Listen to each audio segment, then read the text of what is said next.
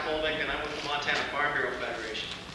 Just to give you a brief overview of why we're here today, Montana Farm Bureau and American Farm Bureau has a very clear policy that states all imported meats and seafood be subject to the same inspection, sanitary, quality, species, verification, and residue standards applied to meats and seafood produced in the United States and Puerto Rico. Mr. Bill Lehman, U.S. Inspector from Sweetgrass, Montana, has brought it to our attention that not all meat coming in from Canada into the United States is being re-inspected by U.S. inspectors. For this reason, our Montana Farm Bureau President, Mr. Dave McClure from Lewistown, Montana, has appointed a task force to look into this. Holland, line 2. North Holland, line 2. This task force includes our State Vice President, Mr. Bob Hansen, a rancher from White Sulphur Springs. Mr. Jay Tope is a Powder River County Farm Bureau President. Sam Rose, a rancher in the legislature from District 87 in Shona, Montana. A couple of our state board of directors, Wayne Shipp and Drew Burke, who ranch in Glasgow and Miles City. Cork Mortensen, former executive secretary of the Montana Board of Livestock. Together with the help of Bill, this task force will put together documentation and everything we need to build a strong case and make sure that our policy and all of your concerns are being met. With that, I will turn the meeting over to Mr. Bill Lehman, U.S. Inspector from Sweetgrass, Montana. Thank you.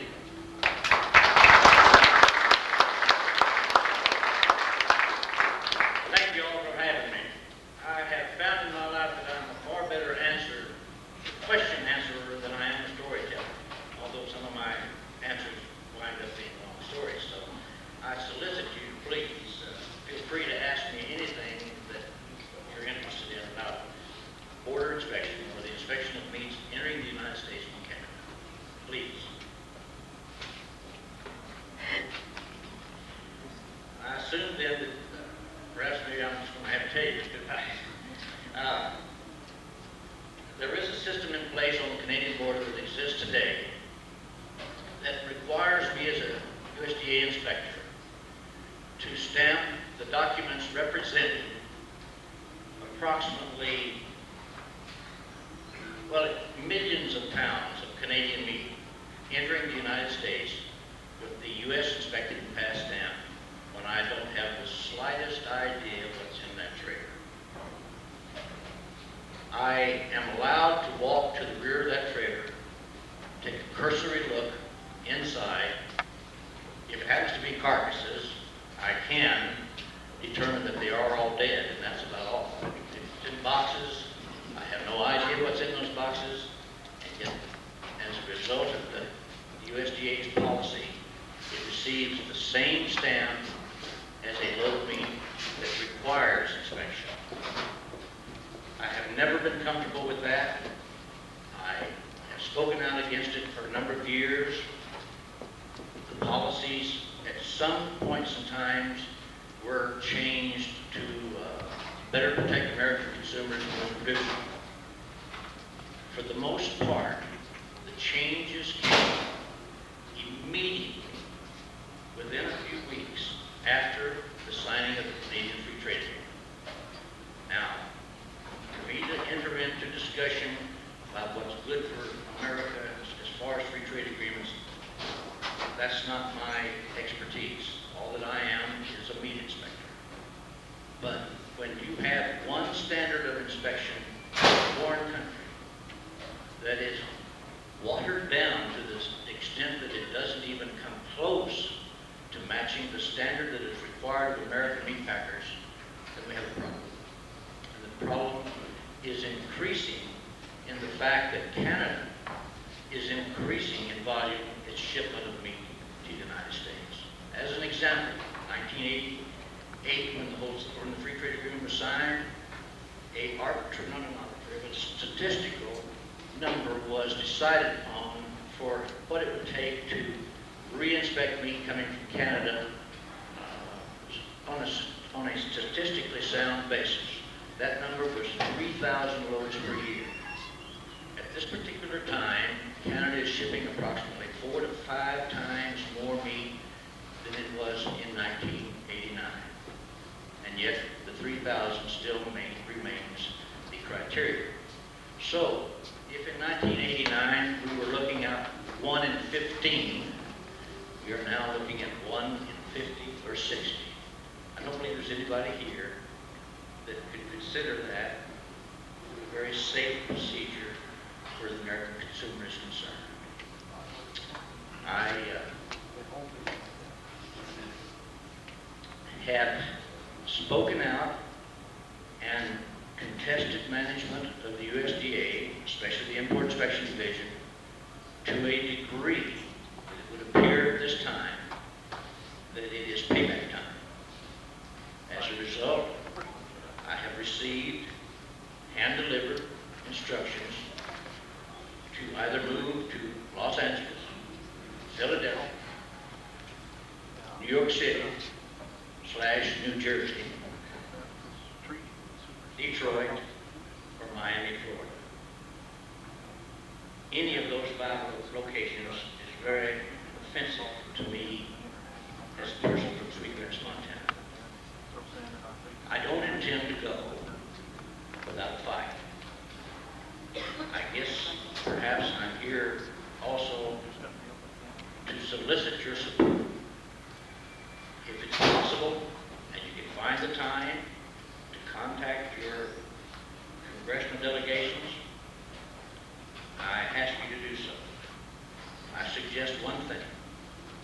As you contact these people, you ask for a written response. Written responses are sometimes difficult to get, but they're awful hard to back them up, retract themselves from.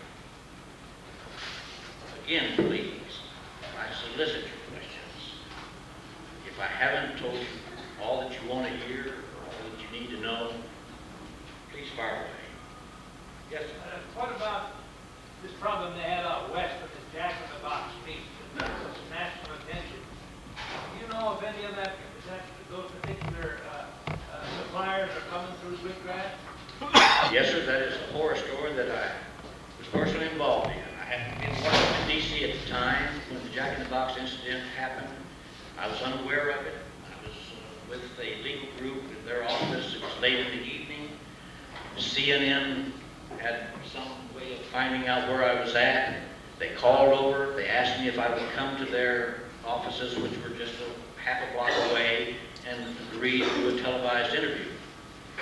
They asked me specifically, do you know of any meat coming out of Canada destined for the meat company in Los Angeles? Mike Hollenbeck, line 2. Who was Mike Hollenbeck.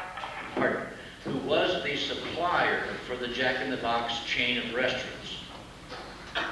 On a Canadian health certificate, there are 2 very important statements made. Number 1 is the plant of origin, and number 2 is the destination. Without any question, I had seen numerous truckloads of meat destined for this company in Los Angeles that supplied Jack in the Box. My response was yes, of course I have, and they asked me who, and I was a little reluctant to address who the Canadian meat packer was. It wasn't necessary. I had already answered their question. When the interview was over, we were standing, socializing, drinking a cup of coffee, visiting for a few moments before I left, and the phone rang. And it was a representative from the United States Department of Agriculture, a man named Mark Maness. This man at that time was the head of the Import Meat Inspection Division. Now remember that I had just been taped. I wasn't live, it was just a tape. And this individual, through whatever means, cleverness or whatever, saw the handwriting on the wall and called CNN and informed them to rest assured that no meat from Canada was involved in the Jack in the Box incident. Within about 10 days to 2 weeks, the meat industry on itself published a list of the known suppliers shipping meat that would be perhaps involved in the Jack in the Box incident. At the top of the list was a Canadian shipment. CNN went ahead and aired my little short clip. They contacted Mr. Maness, but they got no response. Yes, ma'am. Bill, something a little back to your present situation.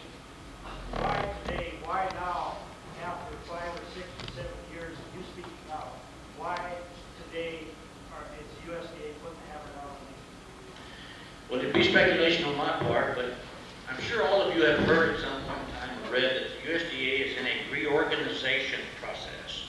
This reorganization process evolves around a term called HACCP. And HACCP is the supposedly God-sent answer to all of meat inspection's problems.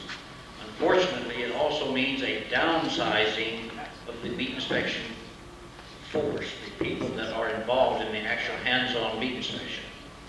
I'm not here to say that HACCP isn't the answer, but I certainly do not support HACCP being put into the hands of industry rather than into the hands of competent inspectors.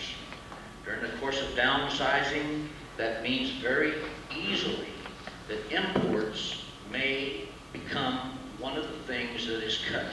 By imports, I mean import inspection, especially with countries that are involved with the United States in some sort of free trade agreement. I don't know whether you recall, but several years ago, the USDA seriously issued a proposal with a time frame to abolish the reinspection of meat coming out of Canada into the United States. At the time, I was in such a state of shock that I just literally could not believe that our own USDA, whose simple mandate was to protect American consumers from contaminated meat. And here I am sitting with a file cabinet full of documentation reflecting the condition of meat coming out of Canada, would entertain such an idea. I challenged them. It went finally to a congressional hearing, and the proposal was dropped. Yes, sir. I have basically three questions. Is this meat that is currently coming out of Canada, is it inspected in Canada? Are there standards similar to, equal to, much less than ours? And third, does it have any documentation of that inspection when it reaches your station? I'm not really sure on your first question, but I'll come back to that. You're asking me, does Canada have an inspection system that is similar to or equal to the United States? Any foreign country that exports meat to the United States is supposed to have a program that is similar to or equal to our system here in the United States. There is a staff of people in Washington, D.C. who visit these plants in foreign countries and make a judgment as to whether their inspection program is adequate enough to allow them to continue to sell meat in the United States. Apparently, someone in the USDA has made that determination that Canada was equal. Ironically, when GAO did their report, or did their investigation as a result North of my Holland, line 1. earlier North first Holland. allegations of mismanagement, they could not find any documentation that the USDA had in fact did this type of investigation of the Canadian Meat Inspection Program. In fact, a very foolhardy answer from the USDA to the OIG people or GAO people was when they were confronted with the question, how do you know that Canada has a system that is equal to ours? And Canada said, or the USDA responded by saying, well, Canada told us they did. That doesn't fly very high as far as I'm concerned. Some more of your question, please, again. Does it have documentation that has been done? Yes, every load of meat that comes to me has what's known as a Canadian health certificate. Again, we go back to that document that I spoke of earlier that not only declares where it's going, but where it came from, but a very sophisticated statement assuring the United States that this meat has come from a Canadian inspected facility. There was another part of your question, seemed like. Oh, thank you. Yes, ma'am.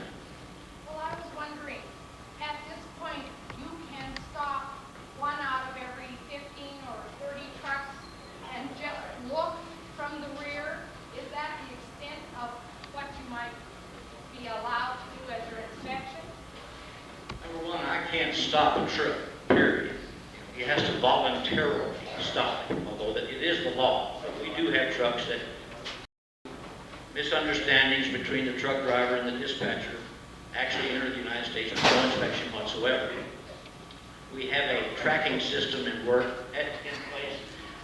that works at best, part of the time to recall that truck if we can find it. But for me to say, in answer to your question, can I only look at 1 in 15 or 1 in whatever? I can only look at the trucks that the computer that I have designates for a full inspection. I do not have the authority, although the USDA will challenge this, to override the computer without their permission, the USDA's permission. Numerous times I have asked for that permission, feeling a responsibility that this load needs to be looked at rather than skip, as we call it. I have never been granted that permission. Well, going further with this, in what you call your inspection, do they only allow you to open the back doors and look? Or can you physically go in and touch the meat and do the same type of test that the meat inspectors do in the United States? No. In answer to your question, I cannot enter the trailer if I cannot read the labeling on the box from where I'm standing. I can request one of the employees from the facility to bring the box to Leo, the rear of the Heinrich, trailer line 2. so that all Leo, I can Heinrich, do line is 2. verify the labeling and the fact that it came from a U.S. inspector or a Canadian inspected establishment. I am not allowed to open the box. I'm not allowed to touch the product. I have no earthly idea what's in that box, other than the fact that I have a Canadian health certificate that is telling me what is in that box. Does that answer your question? Yes, but it seems to me that it's using the word inspection very loosely. If you are not even allowed to look at this stuff. I agree with you wholeheartedly. I have a paranoid that someday my application of that stamp, U.S. inspected and passed, is going to come home and haunt me very deeply. But I have no alternative other than to totally disregard the instructions that I've been provided with. We have no alternative stamp to apply. Then is there a way where people who buy meat through the store or eat it out of a restaurant can find out where the meat came from they're eating? Absolutely not. At different times during my history of 30 years as an inspector, it has been entertained by the USDA to require that product produced with meat from a foreign country be labeled as such, whether it be in part or entirely. That legislation never was passed. There is no way for you to tell today what you buy here in Billings or any place else in the United States that the meat you're eating is actually meat from the United States. No way. Yes, ma'am. And of course, I find it hard to believe that everybody wouldn't have already read the agri-news. But. What news? Take your microphone right hand, right at the end, don't forget. All right. You told me a number of interesting things. One that I found highly interesting, two things. One was that inside one of those boxes marked Canadian meat was Australian meat, a package of meat with Australian stamped on it. I'd like you to talk about that. And then you said that the Canadians came down and talked to you about what you were saying and that they cleaned up their act to some degree. Remember you and I talked about that on the phone. You talked about this. Yes, ma'am. There was an incident that occurred in Sweetgrass, and I had a slight forewarning of it from U.S. Customs. I find that rather ironic that the USDA didn't seem to be aware of it or very interested in it. The U.S. Customs had information that Australia was in the process Robert, of shipping Cook, line 4. meat to Robert, Canada Cook, for the line very 4. purpose of reboxing it or reprocessing it and shipping it to the United States. Therefore, getting around the tariff and the duty and the restrictions that are applied to Australian meat. Once meat is boned, ground, processed, it is for the most part virtually impossible for anybody to determine what country it comes from. unless you are lucky enough to find a chunk of meat, piece of meat that would have the mark of some establishment in Australia, New Zealand, Argentina, or wherever. The odds of that are like looking for the needle in the haystack. But when Australia kicked off its program in Canada, someone, perhaps in haste to take advantage of what they perceived to be a gold mine, forgot to take it out of the Australian box. I opened up the rear of the trailer, and here was 42,000 pounds of Australian meat in Australian boxes, clearly marked and identified, entering the United States under a Canadian health certificate. That meant to me that not only was Australia successful in circumventing the law, but that perhaps Canada was involved as well. Your other question was? You and I talked about, I asked if Canada cared about the charges you were making, and you said they came down and... Oh, yes, ma'am. Any industry suffering the losses that were being incurred in the early days of border inspection as a result of the extreme amount of refused entries had to point a finger at somebody. At first, of course, it was Bill Lehman, not because I was the only inspector refusing entry, but Sweetgrass, Montana happens to be the major port of entry along the Canadian border from the east coast to the west coast for the importation of meat coming out of Canada. The main reason is that Alberta is their meat-producing province. They produce a lot of meat up there. The easy access route to the United States markets is straight through Sweetgrass, where they then interconnect with an interstate highway system that allows them to go anywhere within the United States as quickly as possible.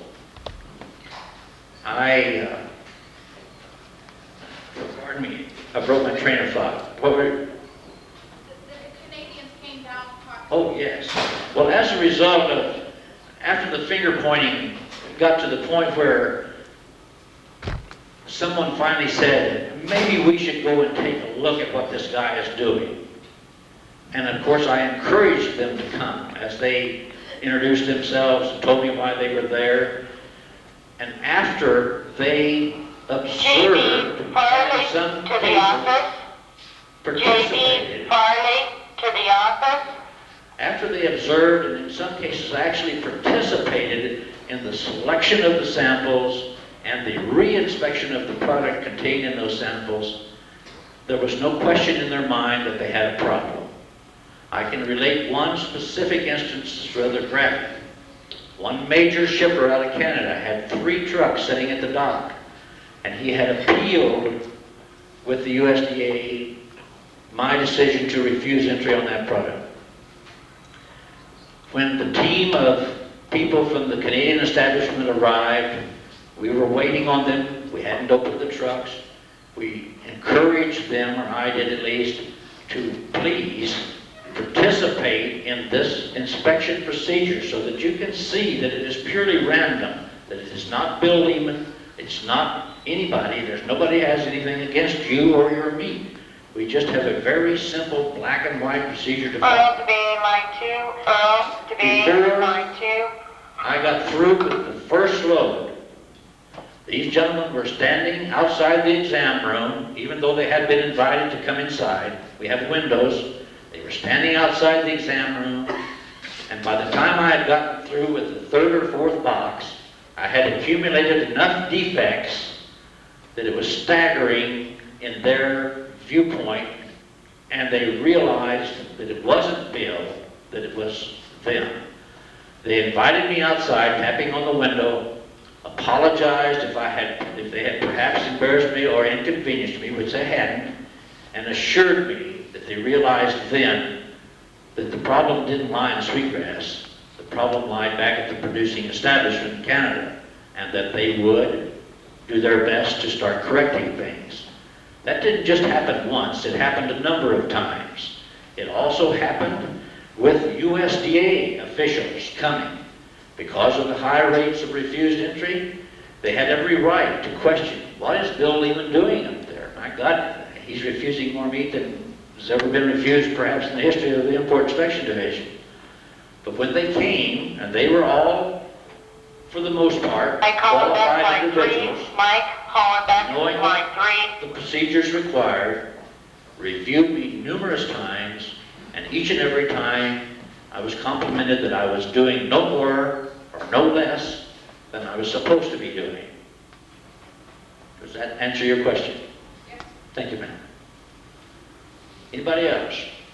In your opinion, the more you listen to this and more you read about it, do you think that this has application to the fact that should this material be presented before a federal judge, that a cease and desist order might come about?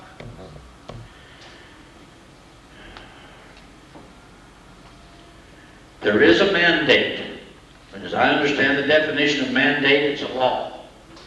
It was signed into effect in 1907 to begin with at the request of Teddy Roosevelt. It was amended in 1967, and it was entitled the Wholesome Meat Act. For these people in the Import Inspection Division to take the position and the assumption that they are above the law perhaps does lend itself to an investigation that could lead to a cease and desist.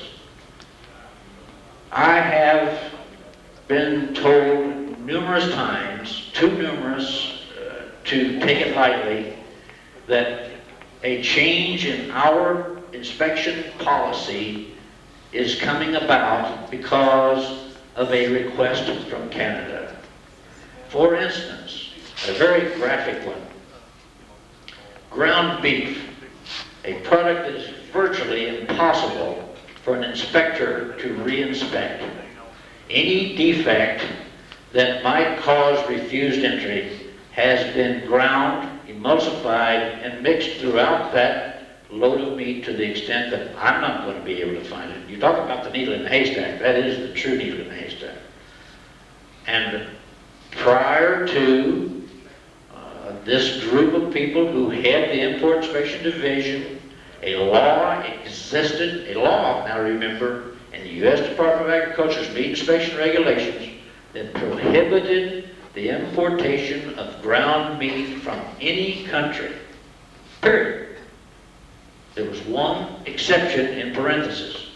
If you insist and you really want to ship ground meat to the United States, then you got to put it in containers 3 pounds or less. The restrictions were such at 3 pounds or less that no foreign country would go to that expense or that trouble to put in a 3-pound package and send it down here. Tim Larson. At Christmas time, sometimes I take some leave and I go to Oklahoma to visit with my grandchildren. I came back to work shortly after Christmas, and one of the plant employees said, "Bill, you'll never believe what's been coming down from one of the major packers in Canada in the last week." And I said, "What are you talking about?" He said, "We're getting ground beef." I said, "Why? You must mean maybe something else." But nevertheless, he convinced me, and it wasn't long until I had a load sitting there to look at. I challenged the USDA again, the Import Inspection Division, Mark Mannis in particular. And I said to him, "Mr. Mannis, I understand that you have authorized Canada to ship ground beef to the United States." He said, "That's right. Under the Free Trade Agreement, they are exempt from the law." I said, "I beg to differ with you, sir. The law is the law, and until you change the regulations, I don't believe you or anyone else has that authority." Sure enough, within a day, perhaps 2, I received instructions, as did every other border inspector, to discontinue allowing meat, ground beef, ground meat, to enter the United States from Canada. Unfortunately, unbeknownst to me, not that they are required to converse with me or inform me of their plans, they entered a change in the Federal Register, which they received 10 comments on. And as a result of those 10 comments, ground meat is now allowed to be imported into the United States in bulk quantities. I'd like to add one little more thing to this ground meat thing. Don't know a lot about it, but I read in the paper, the United States Department of Agriculture is buying millions of pounds of ground meat to perhaps help you as producers, but at the same time to provide nutritious meat for the Charlie, school lunch Leonard, program. line 1. I find it a little more than coincidental that Canada has increased its importation of ground meat threefold. And for the most part, it doesn't get inspected. Yes, sir. Oh, you're stretching. How much of this has come about? You were there before. Charlie, Leonard, line 1 and 2. You were there before NAFTA. Tell us the change between the way it used to be until immediately after NAFTA got into effect. I can answer that question perhaps even better than you want. At the present John, time, Lake, Arizona, every load of meat entering the United States from any other foreign John, country Lake, goes Arizona, through Reinhardt, to the the office. inspection procedure that requires for the entire load to be unloaded. There is an inventory of the product made by the USDA inspector, a cursory look, if for nothing else, at the containers and the condition that they are in. If he feels it needs further attention, Larry he Peabody, readily line 1. has access Larry to that Peabody, information. line 1. Canada does not exist under that restriction. For all practical purposes, the original and still existing import inspection program for meat entering the United States, there are two systems, one for everybody else and a watered-down version for Canada. Does that answer your question, sir? Do you know from your compadres to the south, is this same kind of thing happening in Mexico, with the possibility of meat coming out of Central and South America, up through Mexico, through those inspection stations? Do your compadres complain? No, sir. It's not that they don't complain, I just don't communicate with them. I don't hear from them. You've got to remember and got to recognize that for the most part, a lot of these inspectors are a lot younger than I. They still have families, they still have obligations that losing their job could really put them in deep trouble. Not that it's not going to put me in deep trouble, but nevertheless, communicating with Bill Lehman is a risky process because they have to recognize that I may share that with somebody. And somebody may say, who told you so? Well, if the guy's got guts enough to call me and complain about it, then he better have guts enough to stand up and back it up because I may use it. And I don't mean to use it maliciously. I would like very much to answer what you would like to hear. But I don't know anything about what's going on the Mexican border. I just don't know. I'm sorry. Would you be willing to testify before a federal judge should a cease and desist mandate be tried to put together?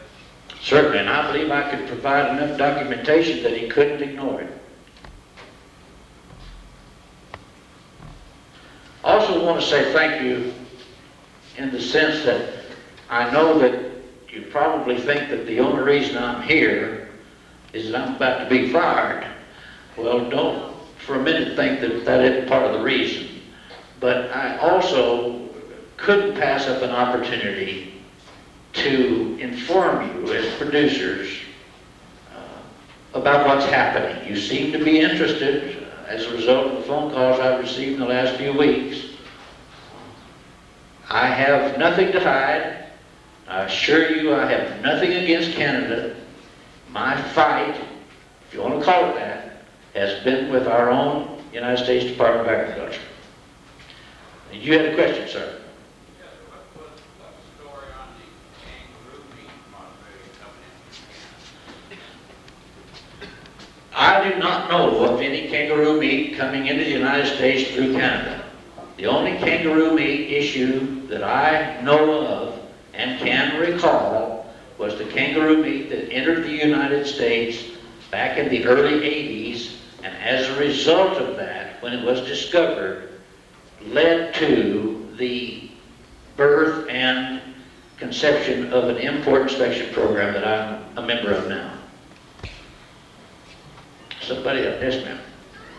So what do we do about it? What can we, one person, do about this thing?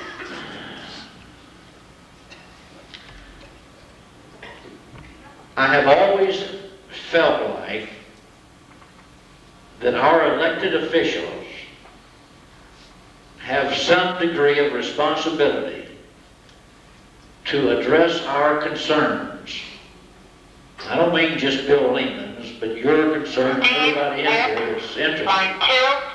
Steve Wick, I line have 2. found out through experience that when I communicate at that level and do not ask for a written response, I sometimes have the feeling little gets done. But when I ask for a written response, if not almost demanded, then if I receive that written response, I have a document in hand that is very difficult for him to ignore. He has it, a copy of it, you have a copy of it, and if you share it with others, he's accountable, and he should be. Is this at the congressional level we should be writing, or to the USDA, or? Both. There is a man that heads the United States Department of Agriculture named Dan Glickman. There is a person in this audience that has an 800 number that he'll share with you. You can call anybody in Washington via that 800 number. It won't cost you a dime.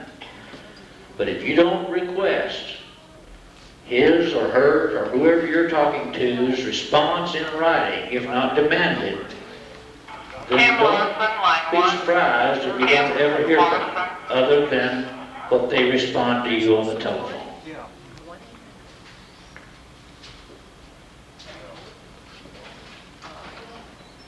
Yes, ma'am. Since this is a rural then have you received a direct repercussion from your superiors? And someone told me today that your deadline of October 28th has been extended. Yes, ma'am. I received a letter just before I left Sweetgrass giving me an extension to respond to their proposal to move me. The extension is dated until November the 18th. In closing, there was a paragraph that said, if it is decided to move you from Sweetgrass and you have not made a decision by that time, we will make the decision for you. I don't want to go to any of them places, you folks, and I don't think many of you all need to do.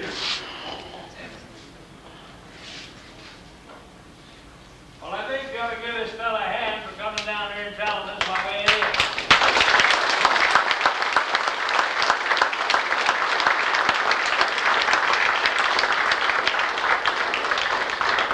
Thank you for having me. There is some petitions down there before you leave today.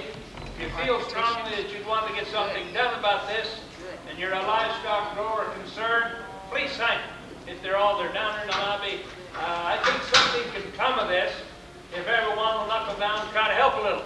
Because I know a lot of people in here, just as like I am, have some strong feelings about this situation.